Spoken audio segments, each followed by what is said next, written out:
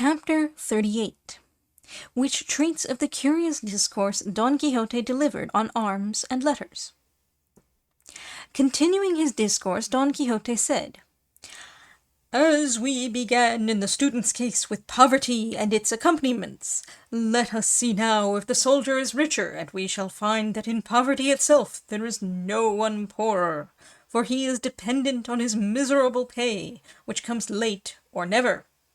or else on what he can plunder, seriously imperiling his life and conscience. And sometimes his nakedness will be so great that a slashed doublet serves him for uniform and shirt, and in the depth of winter he has to defend himself against the inclemency of the weather in the open field, with nothing better than the breath of his mouth, which I need not say, coming from an empty place, must come out cold, contrary to the laws of nature. To be sure, he looks forward to the approach of night to make up for all these discomforts on the bed that awaits him, which, unless by some fault of his, never sins by being over narrow, for he can easily measure out on the ground as he likes, and roll himself about in it to his heart's content, without any fear of the sheets slipping away from him.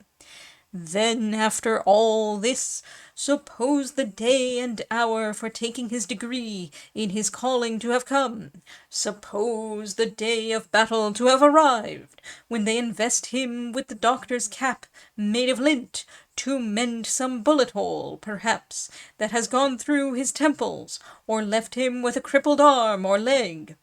Or if this does not happen, and merciful heaven watches over him and keeps him safe and sound, it may be he will be in the same poverty he was in before, and he must go through more engagements and more battles, and come victorious out of all, before he betters himself. But miracles of that sort are seldom seen. For tell me, sirs, if you have ever reflected upon it, by how much do those who have gained by war fall short of the number of those who have perished in it? No doubt you will reply that there can be no comparison, that the dead cannot be numbered, while the living who have been rewarded may be summed up with 3 figures. All which is the reverse in the case of men of letters, for by skirts, to say nothing of sleeves, they all find means of support, so that though the soldier has more to endure, his reward is much less. But against all this it may be urged that it is easier to reward 2,000 soldiers, for the former may be remunerated by giving them places, which must perforce be conferred upon men of their calling, while the latter can only be recompensed out of the very property of the master they serve. But this impossibility only strengthens my argument. Putting this, however, aside, for it is a puzzling question for which it is difficult to find a solution,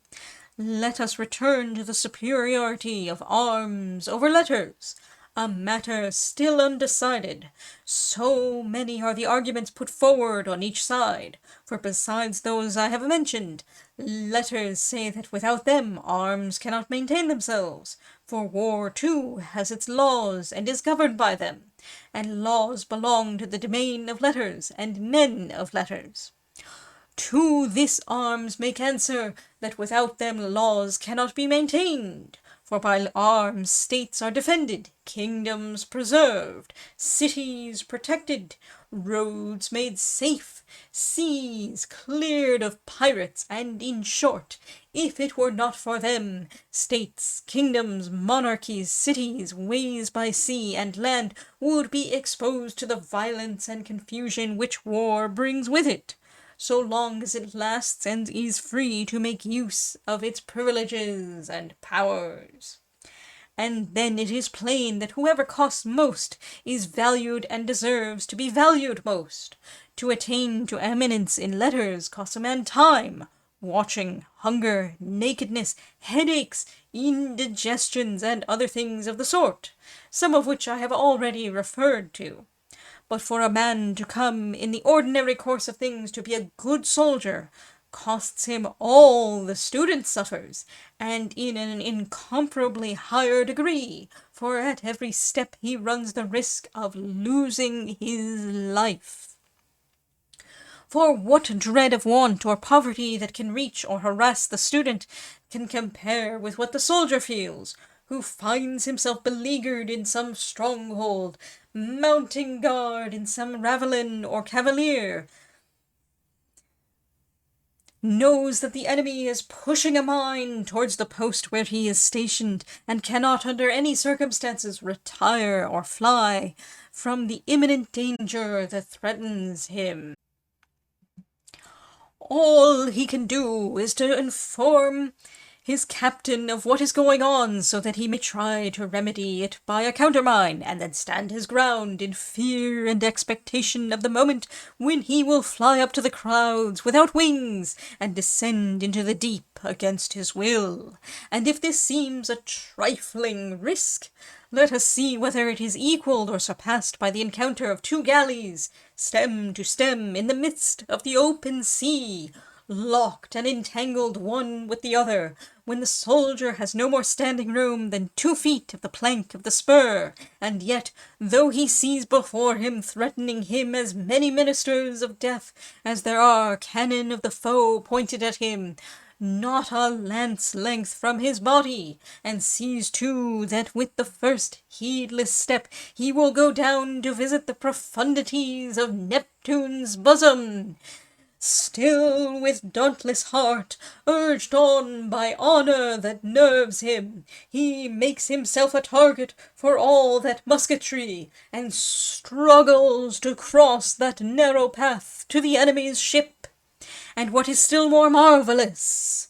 no sooner has one gone down into the depths he will never rise from till the end of the world, than another takes his place, and if he too falls into the sea that waits for him like an enemy, another and another will succeed him without a moment's pause between their deaths. Courage and daring the greatest that all the chances of war can show. Happy the blessed ages that knew not the dread fury of those devilish engines of artillery, whose inventor, I am persuaded, is in hell, receiving the reward of his diabolical invention, by which he made it easy for a base and cowardly arm to take the life of a gallant gentleman, and that when he knows not how or whence, in the height of the ardour and enthusiasm that fire and animate brave hearts, there should come some random bullet, discharged perhaps by one who fled in terror at the flash when he fired off his accursed machine, which in an instant puts an end to the projects and cuts off the life of one who deserved to live for ages to come. And thus when I reflect on this, I am almost tempted to say that in my heart I repent of having adopted this profession of knight-errant in so detestable an age as we live in now. For though no peril can make me fear, still it gives me some uneasiness to think that powder and lead may rob me of the opportunity of making myself famous and renowned throughout the known earth by the might of my arm and the edge of my sword. But heaven's will be done. If I succeed in my attempt, I shall be all the more honoured, as I have faced greater dangers than the knights-errant of yore exposed themselves to. All this lengthy discourse Don Quixote delivered while the others supped, forgetting to raise a morsel to his lips, though Sancho more than once told him to eat his supper, as he would have time enough afterwards to say all he wanted. It excited fresh pity in those who had heard him to see a man of apparently sound sense, and with rational views on every subject he discussed, so hopelessly wanting in all, when his wretched unlucky chivalry was in question. The curate told him he was quite right in all he had said in favour of arms, and that he himself, though a man of letters and a graduate, was of the same opinion. They finished their supper, the cloth was removed, and while the hostess, her daughter, and Maritornes were getting Don Quixote of La Mancha's garret ready, in which it was arranged that the women were to be quartered by themselves for the night, Don Fernando begged the captive to tell them the story of his life, for it could not fail to be strange and interesting, to judge by the hints he had let fall on his arrival in company with Zoraida. To this the captive replied that he would very willingly yield to his request, only he feared his tale would not give them as much pleasure as he wished. Nevertheless, not to be wanting in compliance, he would tell it. The curate and the others thanked him, and added their entreaties, and he, finding himself so pressed, said there was no occasion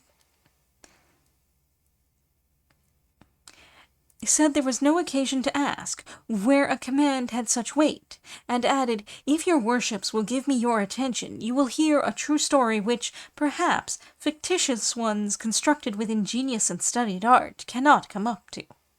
These words made them settle themselves in their places and preserve a deep silence, and he, seeing them waiting on his words in mute expectation, began thus in a pleasant, quiet voice.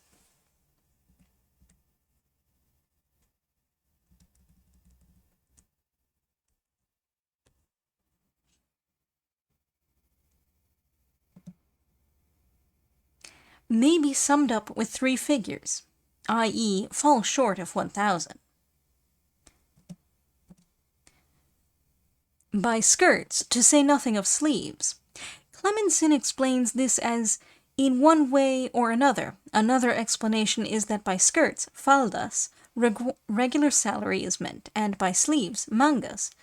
douceurs, perquisites, and the like.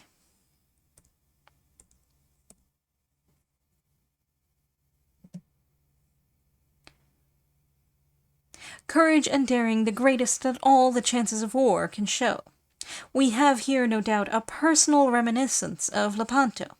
It was in an affair somewhat of this sort that Cervantes himself received his wounds.